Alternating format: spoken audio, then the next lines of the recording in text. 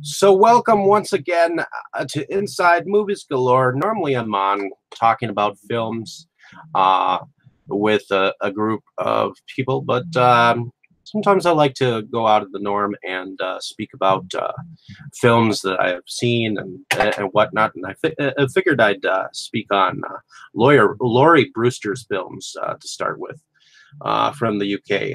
And he works with a company called Hex Media, which works with Dark Dunes and some other different companies. And he recently just came out with the Black Gloves. And normally I come on here, throw on a wolf mask, and call myself Wolfman Dave, but I'd rather come out from behind the mask and be myself.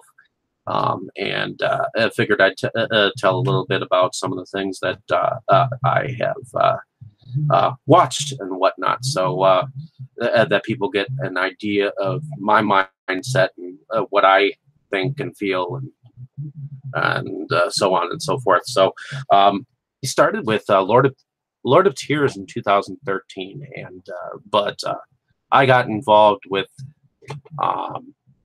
the Unkindness of Ravens campaign on Kickstarter, and I threw $80 into the film and got both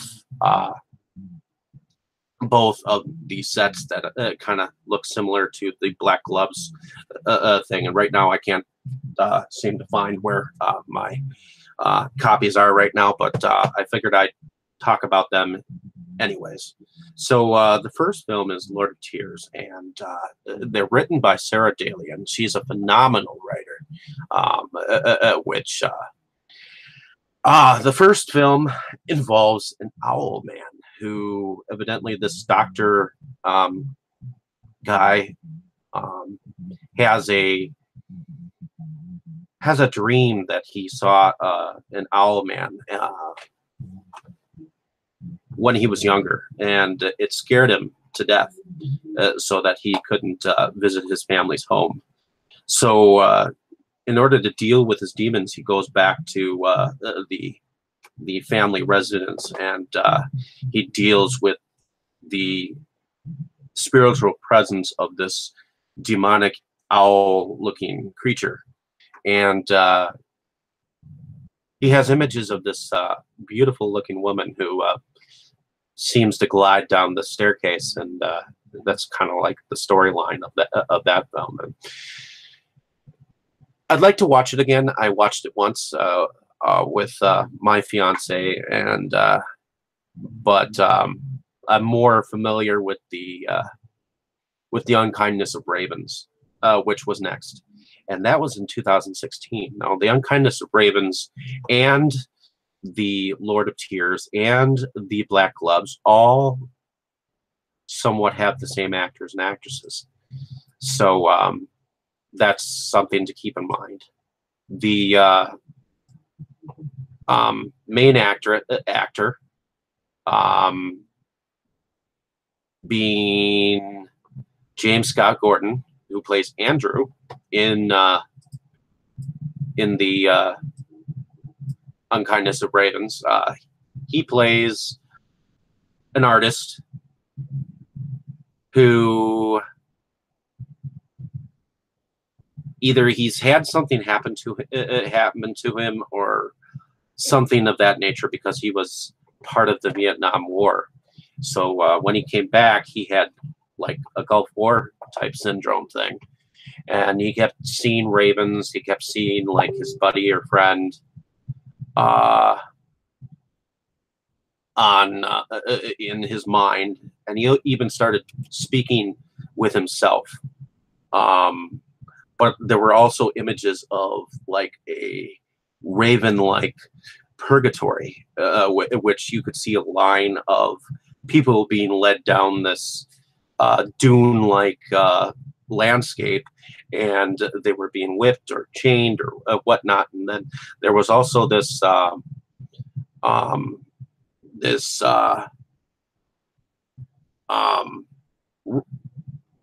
ultimately this hallway that he went down, and as he was going down, he saw a group of people chained and being led and tortured and down this hallway. And so I think he was dealing with things that he's done in his past, and it was just definitely a mind trip.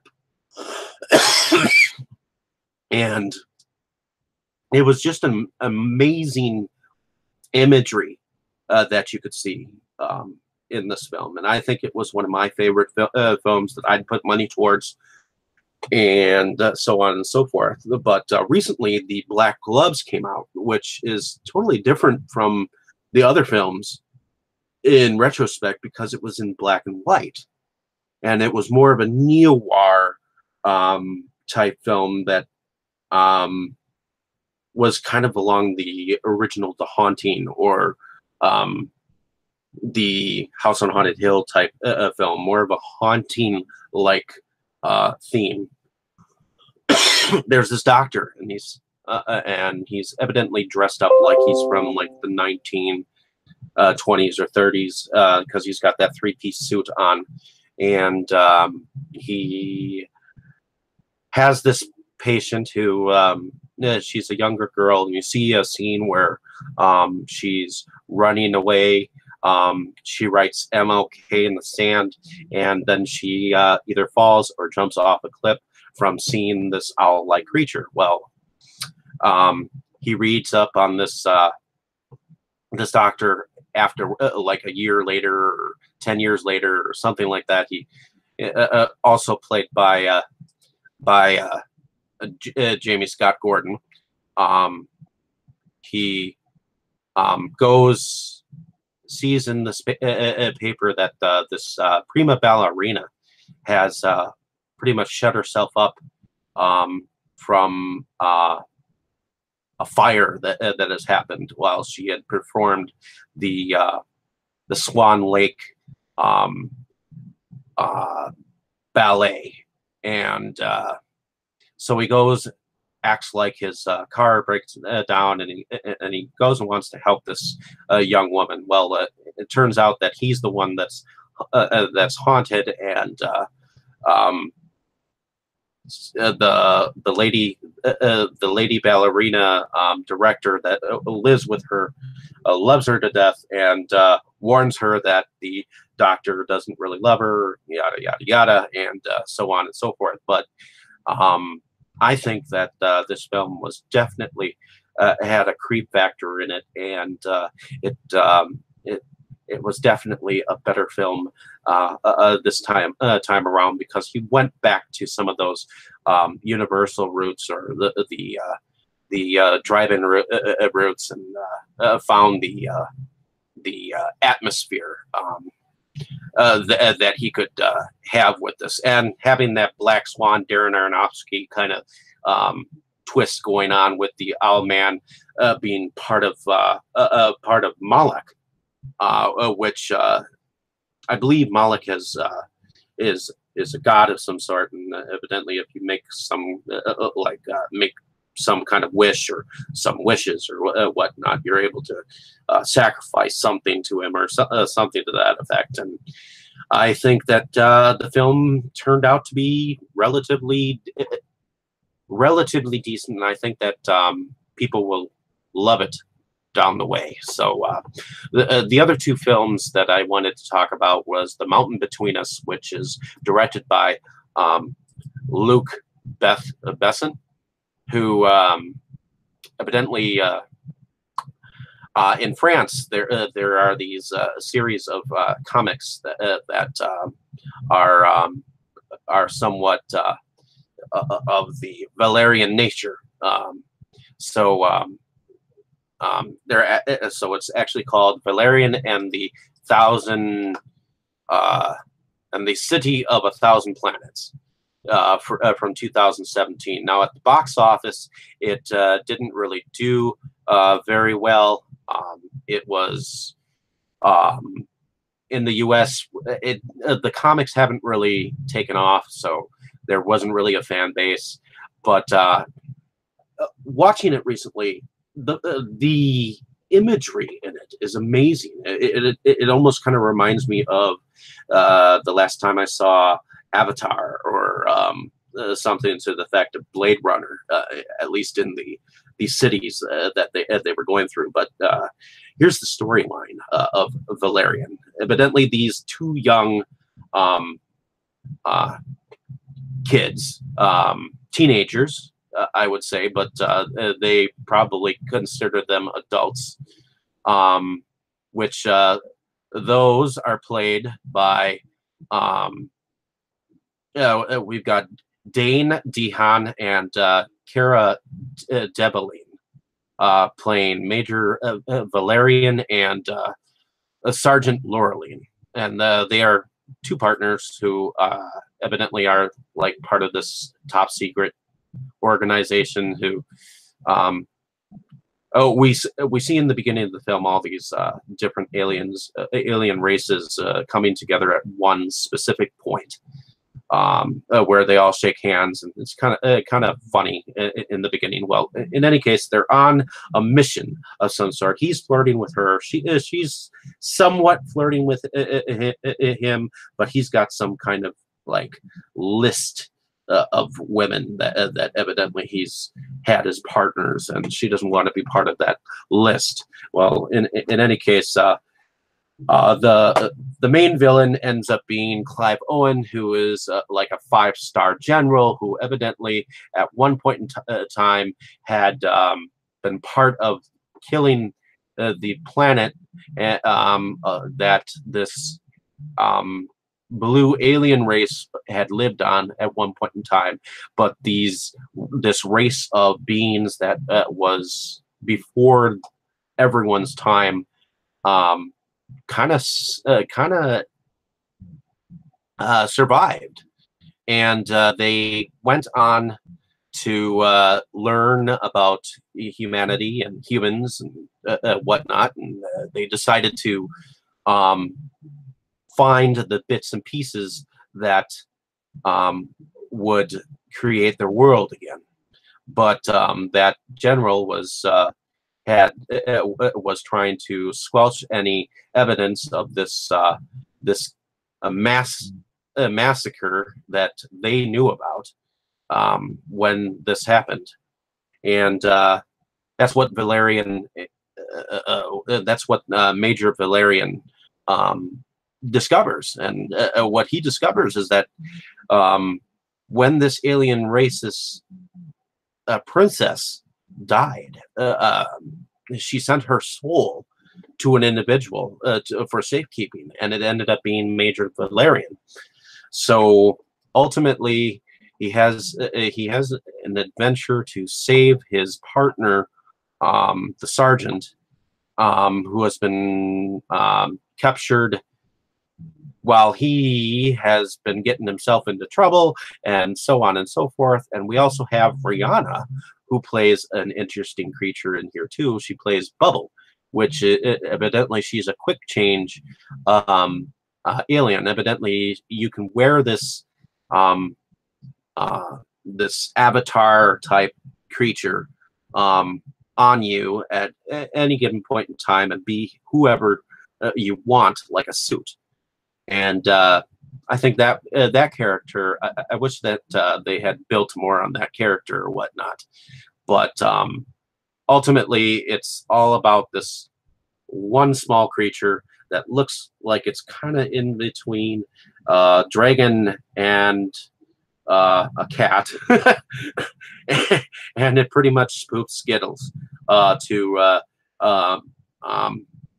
evidently create whatever the alien ship needs to create the world in the end. The next feature that I'd like to talk about is the mountain between us, which stars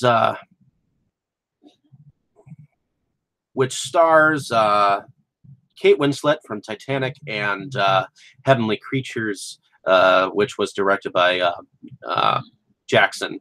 But this one is actually directed by Hani Abu Assad, which For 2017, we've got Idris Elba, Kate Winslet, Bridges, Dermot Mulroney. I mean, come on, what kind of a stellar cast is that? That is a freaking awesome cast. I mean, we got two people who end up missing their flights, or their flights get canceled. Ben Bass and Alex Martin, and one of them is a photographer. That would be Kate Winslet's character, Alex Martin, and we've got Idris Elba, who plays Ben Bass, who's a doctor who evidently at one point in time was married, because we see a ring on his finger. Well, in any case, Kate's character, Alex, she suggests that they go and take a private jet to where they need to be. She's on her way to a wedding of some sort. He's on his way to a patient, and their pilot, Walter, and the dog that is involved. He's kind of cute, kind of a bingo-looking character. But Boo Bridges' character Walter has a heart attack, and the plane goes down. And when they awake, they're somewhat angry with each other. But then Idris Elba's character Ben Bass goes off to try to search for where they are. And while Kate Winslet's character, Alex Martin, is in the plane hurt. She gets attacked by some of the natural elements that are happening, and then they have to brave their way across the countryside. And the film is cinematically beautiful. There are definitely cool shots of the mountain scenery and whatnot. The only thing about this film is that it is very predictable in what happens. And you see Kate's character.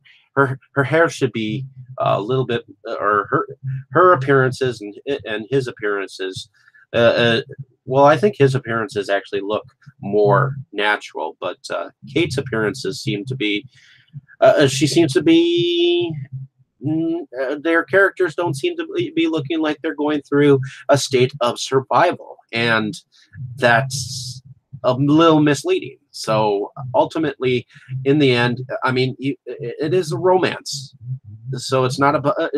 They made it more about the romance of the aspect, and not about the survival of or the things that happened to them while they were there. They made it more about the feelings behind it, not about the fact that they went through these horrors. So I mean, it started out very violent, and I liked that, but.